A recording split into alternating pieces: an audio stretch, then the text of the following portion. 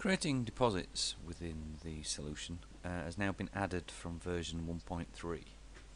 So to create a deposit, we first need to create a basket. So if we add some products to our basket, we add another product. Doesn't matter how big the product is, how big the basket is. Sorry.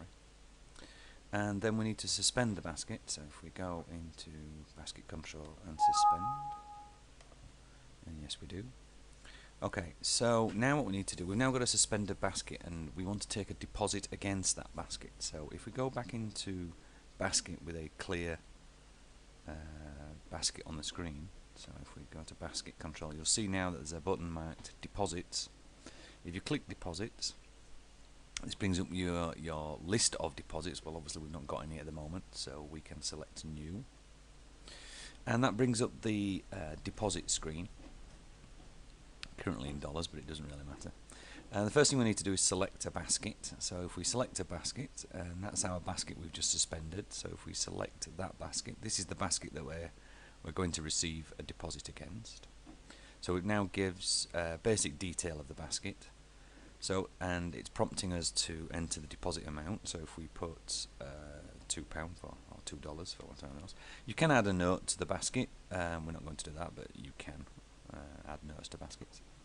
And click submit, and you'll see that that has created a basket of its own, with the only product within the basket is a deposit against that transaction ID, and the basket value is £2.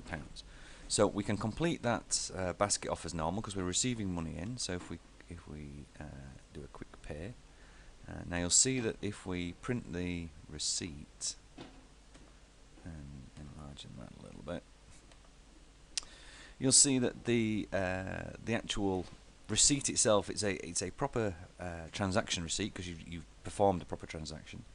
But the item is highlighted as being a deposit against that transaction ID. So if we close that, okay, so now what we've done is we've taken a $2 deposit against that basket. So now what we want to do is retrieve that basket. Sorry if I press the right button. And we click retrieve. We select the basket as usual. And you'll see when the basket loads, it loads with the original products, but it also loads with an item highlighted as a deposit and a value of the amount of the deposit as a minus value, because obviously we want to deduct that from the total basket value. So what we can do now is we can complete that basket off, or we can add products to it. So if we go and complete that basket off, we'll just take a quick cache, and if we highlight that, and you'll see that the excuse me, you'll see that the basket now contains the two items. It still highlights the deposit as a refund because it's a minus value, but don't worry too much about that. But it shows the deposit as minus £2, so it gives the net value, the tax of that, and the total. Now you'll see that the actual tax analysis is against the whole basket value. So the net value was £6.01, which was the whole basket value at 20%, and £1.20 tax was £7.21. So that was the price of the entire basket value of these two items.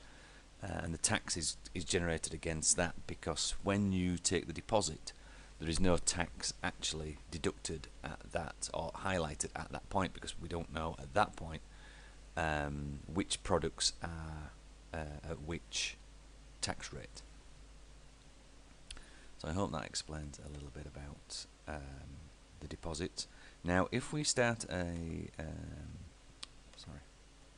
if we start another basket, so if we enter a different basket and we increase its value, so if we make 10, so that's £12.20, and we then suspend the basket, yes we do, we then take a deposit against that basket, so I want to enter new, select the basket, and take it at £6 or $6, and we then cash that off. We won't bother with the receipt this time. Now what we can do is we can refund that deposit. So if you go to baskets and deposits, so if they no longer want to continue with that, if we highlight the actual deposit that we've taken, so this is the transaction ID that we've taken the deposit against, and we click edit, and you'll see that that brings up the transaction ID against which the deposit is taken and the amount. If we click the refund button that now appears, and what you will see that is that generates a refund against that deposit, as you would do a normal refund against the transaction. So we can go through and pay for that. So if we take cash and we print the receipt, and you should see that, increase the size of that a little bit, and that gives us a refund, a genuine refund against the deposit that we took.